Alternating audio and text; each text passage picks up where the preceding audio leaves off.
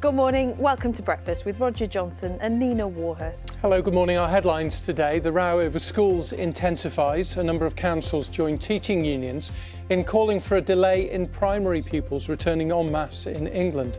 But the chair of the Education Select Committee warns that children could suffer. Absolutely, where possible, we should keep our schools opening. We are damaging our young children's life chances. City leaders in Liverpool go one step further and demand a national lockdown. The race to protect the vulnerable. Hundreds of sites across the UK get ready to roll out the Oxford vaccine. Good morning. Have Arsenal turned a corner? Well, a convincing victory at a snowy Hawthorns makes it 3 league wins in a row for Mikel Arteta's side. Good morning. It's a day of sunshine and showers, and although it's not going to feel it, the air's a tiny bit less cold today. That means many of the showers will come through as rain. They'll be most frequent for eastern Scotland, eastern areas of England, but I'll have a full forecast coming up a little bit later on.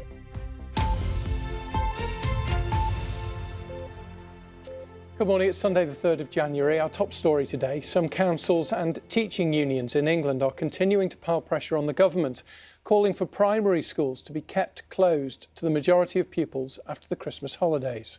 Teaching unions have told primary school staff it is unsafe to return to work because of rising coronavirus cases. But writing in the Sunday Telegraph, the head of Ofsted, Amanda Spielman, warns time away from the classroom should be kept to the absolute minimum.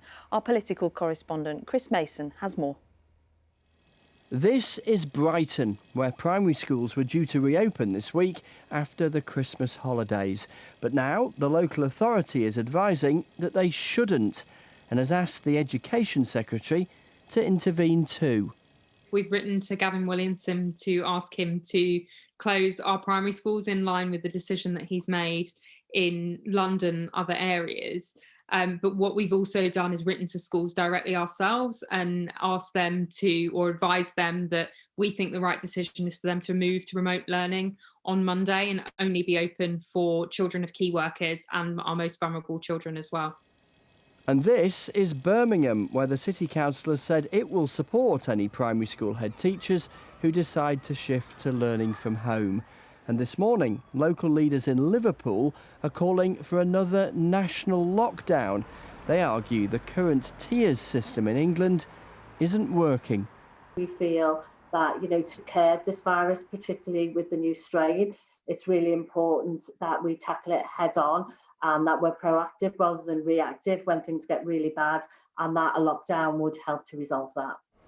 The government's default position is that schools in England should remain open wherever possible. But with some local authorities saying that schools should close and the biggest teaching union telling its members that it's not safe for them to go to work, what happens next is not entirely in ministers' hands.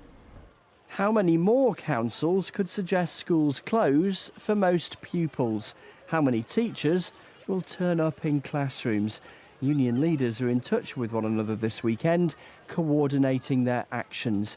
The Department for Education says it will only move to remote schooling as a last resort. The pandemic robbed us of many things in 2020, not least certainty. It's going to do the same thing again for many parents and pupils for the first few months of this year, at least. Chris Mason, BBC News. Let's talk to our political correspondent, Jonathan Blake, who joins us. Some councils going against orders to keep schools open, the teaching unions launching legal action. Jonathan, it's a busy morning for the government. It'd be interesting to hear what the Prime Minister has to say on the Andrew Marr programme later. It certainly will, Roger. He'll be facing questions about this and many other things, I'm sure. And as you say, it is a tricky and uncertain situation for children, parents, teachers, school staff and more this morning. As things stand, most primary schools in England are due to open tomorrow to all pupils. But as we've seen in the last few days, the government has shifted its position and has now moved to keep all primaries in London closed to most children, while the children of key workers and those deemed to be vulnerable will still be able to attend, with most others engaging in online learning. The unions joining forces, urging the government in various forms to make that the default across England, and some local authorities, as you say, taking things into their own hands as well, as you saw in Chris's report there. We have this timely intervention this morning from the Chief Inspector of Ofsted, England's School Inspectorate, Amanda Spielman, who is saying that we can't furlough young people's learning or wider development. Amanda Spielman, I should say. Somebody else who is broadly of that opinion is the MP Robert Halfon, who chairs the House of Commons Schools Select Committee. Absolutely, where possible, we should keep our schools opening. We are damaging our young children's life chances. We know that during the last lockdown, millions of children did hardly any learning at all. Whatever remote learning goes on, it is patchy. In parts, hundreds of thousands of vulnerable children or disadvantaged children still don't have proper computers at home. Nothing is a substitute for being at school. Now, the Department for Education is stressing that schools will continue to implement safety measures to contain the spread of coronavirus in schools, but it does say we'll move to remote education as a last resort. Is the result of all this pressure now meaning that the government will have no option but to view that last resort as the action that it has to take? As you suggest, the Prime Minister will face questions on this and other topics to do with the government's coronavirus response on the Andrew Marr programme in an hour or so. Jonathan, thank you. Over on BBC One. The NHS is preparing to roll out the new Oxford AstraZeneca vaccine tomorrow at a small number of hospitals around the UK as the health service begins ramping up the biggest immunisation programme in its history. Pressure is mounting to protect millions more vulnerable people amid concerns of a new variant of coronavirus, which is spreading out of control. Our health correspondent Catherine Da Costa has this report. Some of the first precious doses of a life-saving vaccine.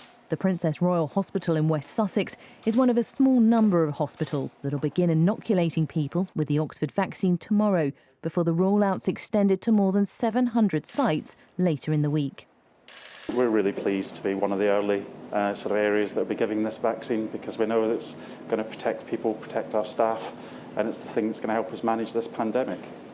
Unlike the Pfizer jab, the Oxford vaccine can be stored in a fridge, making it much easier to distribute to hundreds of GP surgeries, vaccination centres and care homes. The elderly are most at risk from the virus. That's why the focus is to vaccinate most care home residents and staff by the end of the month. Margaret Keenan became the first person in the world to receive the Pfizer vaccine outside of clinical trials nearly a month ago. Since then, nearly 1 million people have had their first dose. Now armed with the Oxford vaccine, the race is on to protect 30 million of the most vulnerable, including NHS frontline workers, many of whom now worn out, having battled the virus for nearly a year, only to see it threatening to overwhelm the health service once again. I know it's going to be worse. That's the only thing we know. I know that we're massively stretched at the moment. Our nursing numbers are diluted. The staff are exhausted on intensive care. And we've got a long way more to go before we hit the peak.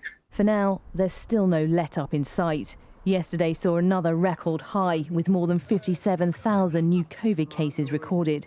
The NHS is bracing itself for even greater pressure in the weeks ahead. Vaccines, though, bring hope that this virus can be defeated. Catherine Da Costa, BBC News. The Shadow Culture Secretary Jo Stevens is being treated in hospital for Covid-19. A statement about the 54-year-old Labour MP was released on her Twitter feed last night, where her team thanked people for their good wishes. Sir Keir Starmer has described her as a dear colleague and friend and wished her well. Rescuers in Norway have found a fourth body at the site of a massive landslide near Oslo. Emergency teams are still searching for several people who've been missing since the hillside collapsed on the village of Ask on Wednesday. Freezing conditions are hindering the progress of the operation.